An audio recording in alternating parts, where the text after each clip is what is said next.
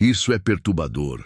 Eu achei que era exagero até entender como ele caçava as crianças. Entenda o caso do piloto predador e a avó que vendeu as netas. Estamos também com a Carla na linha, Fernanda, falando sobre aquele caso, para falar sobre aquele caso do piloto pedófilo, né? Nossa, o piloto.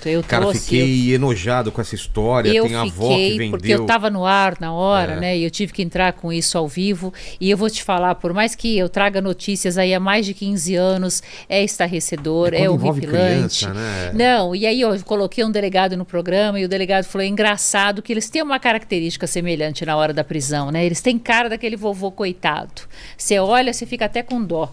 Porque a pessoa faz uma cara de tipo, eu não sei o que está acontecendo, não sei o porquê que estão fazendo isso comigo. E quando você vai a fundo na história, é mais uma coisa, é mais um fato comprovado de extrema crueldade.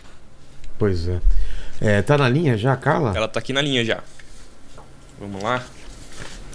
Vamos lá, Carla. Tá sem áudio. Tá sem áudio.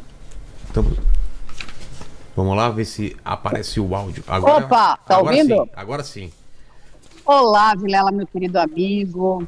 Fernanda, Ricardo, é um prazer estar aí com vocês novamente. Vamos falar um pouquinho aí desse caso horripilante.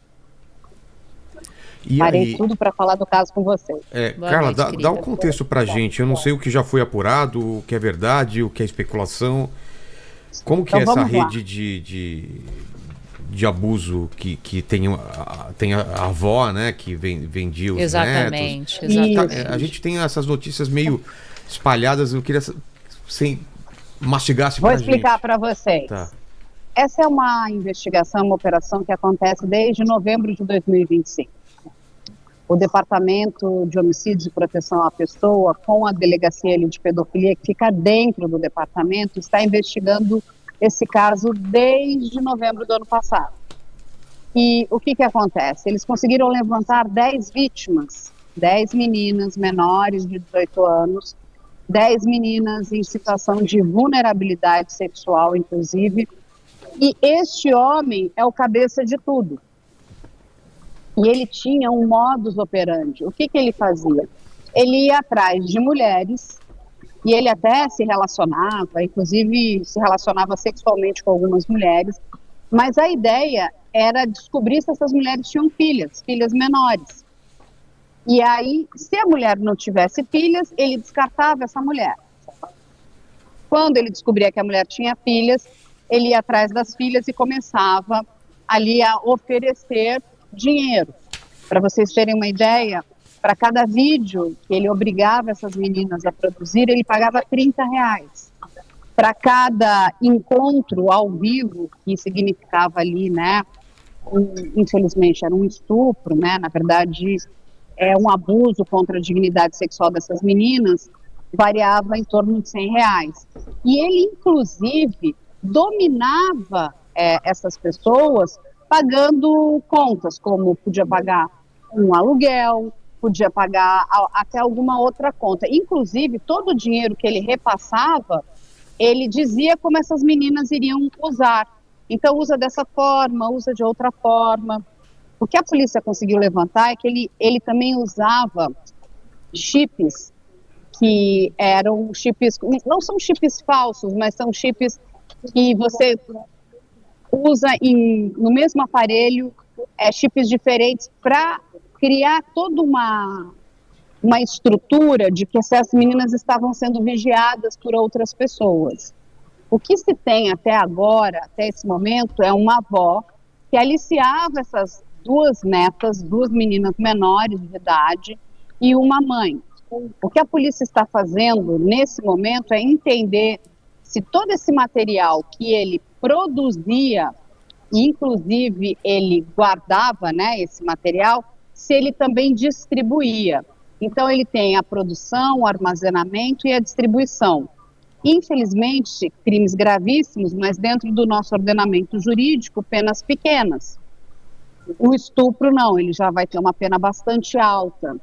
E para que as pessoas saibam, enquanto a vítima não completa nem 18 anos, o tempo de prescrição, que é de 20 anos, não começa nem a contar. Uma dessas vítimas relatou para a polícia, ela está perto de fazer agora 18 anos, e é a vítima mais importante, vamos colocar assim, que ele perdeu o interesse nela. Por quê? Porque ela está ficando uma moça adulta. Então, o que ele queria? Ele queria a irmã dela. Então, conforme a vítima crescia, ele ia descartando e ia procurando outras crianças. A polícia levantou já 10 nomes e a gente está diante de um predador sexual. O que é isso? Ele vai à caça de crianças. E é importante que as pessoas entendam que esse piloto tinha rotas fixas. Uma delas era o Rio de Janeiro e a outra era Espírito Santo. Então, que a polícia tenta entender se ela vai encontrar outras vítimas nesses outros estados. E é muito importante, Vilela, inclusive, que você use seu podcast e coloque a cara desse homem, para que as vítimas possam denunciar. Quem tiver passado por algum horror junto com esse homem, precisa denunciar. Pode fazer a denúncia de forma anônima. E para deixar claro, falei até com a doutora Ivalda, ele está preso, ele vai continuar preso.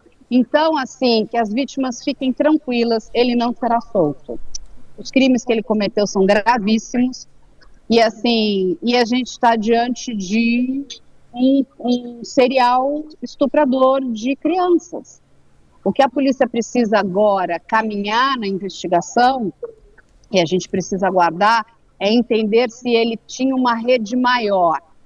Mas ele armazenava absolutamente tudo no seu celular e ele coagia essas crianças, né? Porque se as crianças não faziam aquilo que ele queria, e criança é muito vulnerável, um adolescente é muito vulnerável, ele dizia que ia expor aquele material, que ele ia deixar de pagar algum determinado, enfim, item, algum benefício que ele dava ali para elas. Ou seja, é tudo muito triste, porque a gente está vendo um homem que usava uma máscara social, esse homem tinha uma parceira, essa parceira, que fique claro aqui, ela não tinha conhecimento desses crimes, ela está bastante assustada e bastante preocupada. Ele é um homem que tem filhos adultos, mas é um predador de crianças. Uma das vítimas estava no poder dele há 8 anos. Meu Deus. E ele, inclusive, levava essas meninas para motéis, com documentos falsos, outro crime. E ele levava não somente uma, levava às vezes 2. E elas eram, infelizmente, estupradas nesses ambientes. E a segunda ia escondida no porta-malas. Agora, veja o perigo desses locais também, que não checam documentação nenhuma. Assim, a gente está vendo algo que é muito triste. Mas eu vou dizer uma coisa para vocês, meus amigos. É algo que é mais constante do que a gente imagina. Esse crime é um crime destruidor.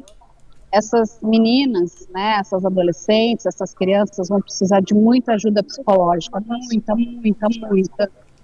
Elas estão com muito medo, então elas precisam ser protegidas. Nós, né, somos adultos e temos que proteger essas crianças. E o caso é esse, né?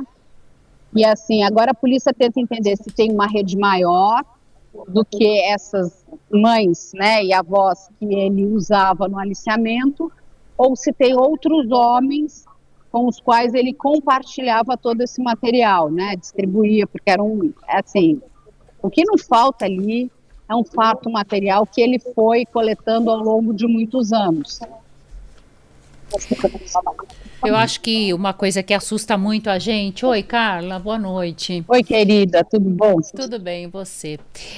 Carla, o que assusta muito a gente... Eu tava no ar na hora da prisão, principalmente da avó. A avó aí que teria negociado, né, as netas, uma de 10 e uma de 14 anos. Não, por mais eles entraram ali, uma casa comum, uma casa de bairro... Como é que a mãe, a avó, negocia uma criança? Né? A gente não está falando de ninguém nada seria justificável, nada. Mas como é que a gente vive isso e isso acaba passando normalmente por nós de forma invisível? Exatamente, você falou tudo, Fernanda. O que é muito triste é que essas meninas foram deixadas aos cuidados dessa avó. E o que eu vou contar aqui para vocês vai doer ainda mais o coração de vocês. A mãe dessas crianças foge com o namorado da menina mais velha. Tá. E aí a avó diz, vocês precisam colaborar com as despesas da casa. Como que você colabora? Usando seu corpo, você é uma criança. Vocês entendem o tamanho do problema, do que a gente está vivendo? O quanto nós como sociedade, nós como adultos, precisamos proteger essas crianças. O quanto a gente precisa brigar, né, por proteção, né? O que de fato o nosso poder público, os nossos governantes estão fazendo para proteger as nossas crianças, porque elas não estão seguras na rua, elas não estão seguras dentro de casa, elas não estão seguras no ambiente digital. Vocês sabem o quanto eu, né, trabalho na questão de crimes digitais contra crianças e adolescentes. Ou seja, as nossas crianças estão muito vulneráveis, estão em perigo. E isso não é uma historinha. Você olha esse homem, uma máscara social, um piloto, não é uma pessoa respeitável.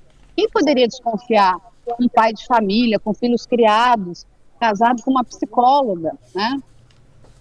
E mentia para todo mundo. Ninguém da família sabia de absolutamente nada. Isso que é assustador, né?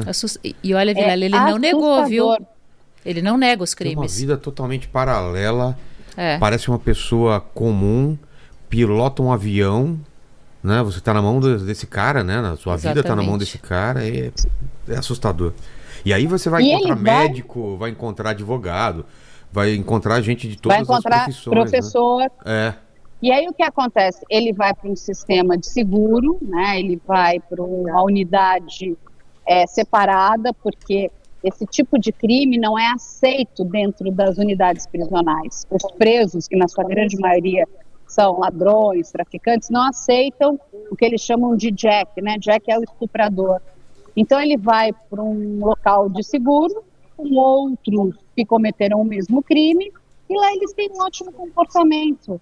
Lá não tem criança, lá não tem mulher. Então eles são incríveis.